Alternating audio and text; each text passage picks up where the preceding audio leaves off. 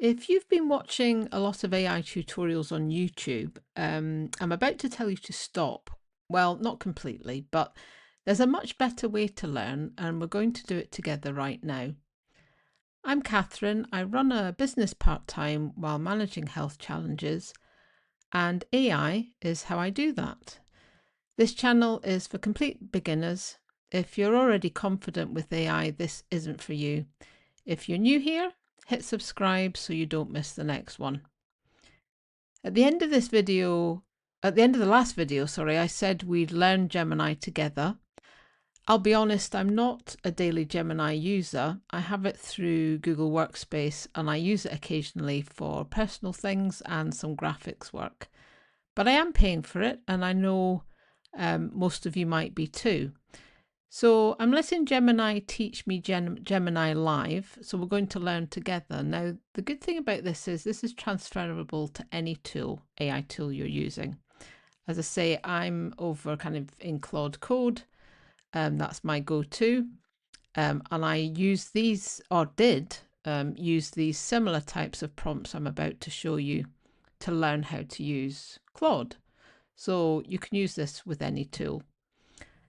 So let's have a go at the first prompt that I will grab and pop into Gemini. So I'm new to using you properly. Be honest with me. What are you good at? What are you generally bad at? This will be interesting.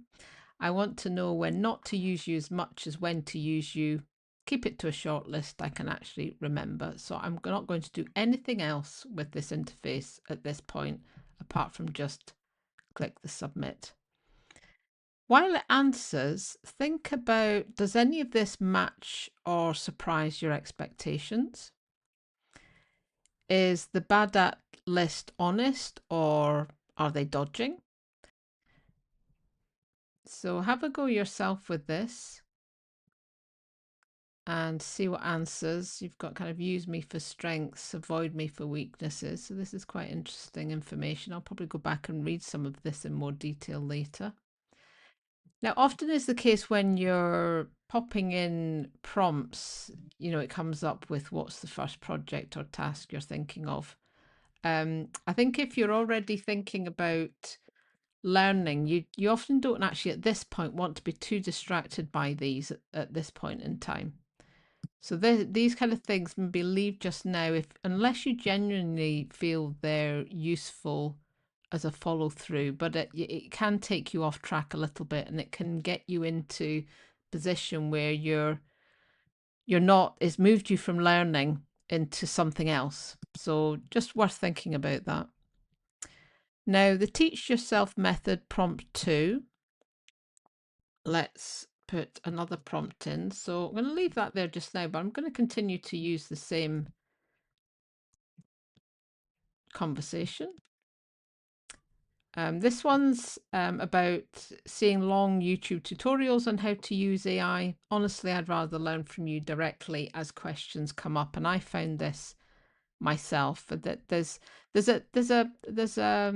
I mean that there is something about consuming some content, but I think it has to be more so now. Actually, it has to be relevant to you and your use cases, and I think most YouTube videos now do not, they're just not anything related to how I use AI. So this one's a useful one. How should I actually ask you things so I get useful answers the first time? Give me examples. So let's submit this one. While it answers this one, think about, are the example prompts actually useful or generic? Anything you already do or anything new? And worth kind of thinking about screenshotting this if it's useful as well. Obviously, you can go back to the chat in your history, your chat history, but sometimes if you want to capture something in a different way to put somewhere else. So forget the hour-long tutorials. Most of them are just people talking about the same 3 principles anyway, which is interesting. If you want me to give you a grade A answer on the first try, like a manager briefing a smart intern, not a person typing into the Google search. Here's the golden rule and 3 quick tricks. So again, I'll go back later on and have a look at these. But you do this yourself. Reverse prompt trick. That's an interesting one. If you're feeling lazy, we all do. Just tell me, I want you to. That's good. Okay. So leave that one there just now. Let's look at prompt 3. Called this one Surprise Me prompt. So this is related to, again, you're thinking about context. I run a small business part-time. I manage health challenges, so I'm working with limited time. What's something genuinely useful you could help me with that I probably wouldn't think to ask for? Very good one, that as well. I often come across things, this is just something that when you, particularly anything kind of memory cognition wise, you do forget to think about exactly how AI could be helpful for your use cases. And I think that's one of the big benefits it has been for running my business. It's come up with things I've just forgotten or haven't thought about myself. So anything genuinely surprising with this one? Would you actually use any of these? And it's fine to say no, not for me to some of them. These are ideas. It's all about kind of that sharing with an AI tool and actually kind of working together to work out what's useful, what's not useful. You don't have to take any of this on board whatsoever, and you can go down a completely different route or trajectory. And that's absolutely fine. So the energy aware triage, voice to done workflow, medical to business translator, the boundary buffer, visual organized chaos, brain fog hacks. So, and again, it's come back with some more, which again, you can, follow up with yourself. But let us focus on learning to use AI with AI. The next one is the workspace angle, prompt 4. Let's have a look at this one. So I use you through Google Workspace account. What can you actually do with my Gmail and Google Drive that I might not realize? Give me specific examples. Let's try this one. This one's an interesting one as well because the updates are just relentless at the moment with all the models, and you could use this regularly because I keep asking Claude, for instance, what's new. I do it almost weekly, and it always comes up with something I just hadn't realized has been added to an update. So that's some really interesting questions there. Now, something to think about with this one, Gemini sometimes overclaims. If it says I can do X with your inbox, test it live, try a capability. And again, it's written quite a lot here, so that's great. Now here it's got want to try it now, and because I did say, test it live. So try one capability, you could use that, or you could use part of this prompt and edit it. So that's all good. Okay, and I think, no, we've got a couple more to go, a couple more prompts, but we're going to do a real task live. Okay. Now we're just at the end of Stress Awareness Month, actually, but it's still April, so I'm letting Gemini know I run a workplace well-being business. I've been sharing weekly content. I need a handful of fresh ideas. So if April and May was, it was going into May, you could continue. But again, these are just examples. Practical things a small business owner could actually do next week to support their team's well-being. Give me 5. Again, keep realistic for someone with limited time and budget. So always thinking about what you're asking within the context of how you run your business.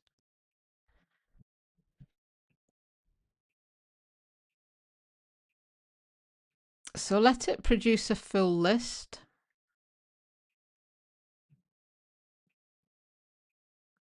Two or three of these might be genuinely useful. Some might not be again.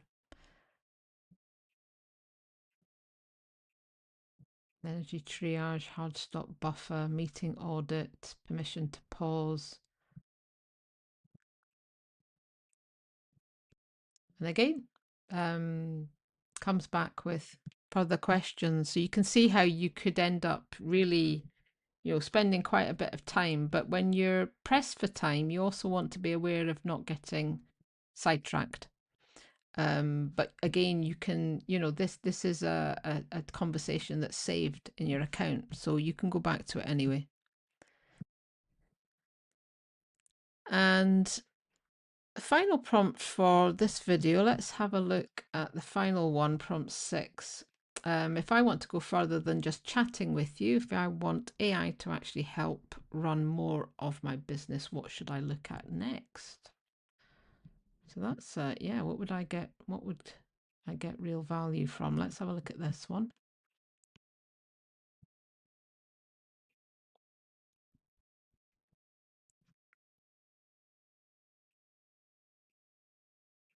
Moving beyond chatting, I think a lot of people have been talking about this all over the place. Actually, where is the real learning for AI happening, and not just using it as a chat box? Email task agent, autonomous bookkeeper, health first scheduler, brain externalizer. It's mentioned, yeah, Alfred, layer next. I don't know what layer next is. Reclaim AI. Mentioned Notebook LM, that is now integrated into Gemini, which it wasn't previously. How to start without overwhelming yourself. That's quite a nice summary at the end, actually. Don't try to set up all 4, that would cost too much energy. Instead, follow the 1 friction rule. So very good. So any of you, health issues or otherwise, time pressed, think about how this works for you, and actually overwhelm for anyone trying to do things with limited hours, applies to everyone running a part-time business. So that's great. So that's the method. Ask AI to teach you AI. You'll certainly get answers faster than any YouTube video can give you, and tailored exactly to what you need. That's the key thing that's been important for me. And if you want to see what this looks like taken further and how I actually run my whole business with AI, there's a playlist called AI Runs My Business on this channel. Start with the first video and I'll see you there.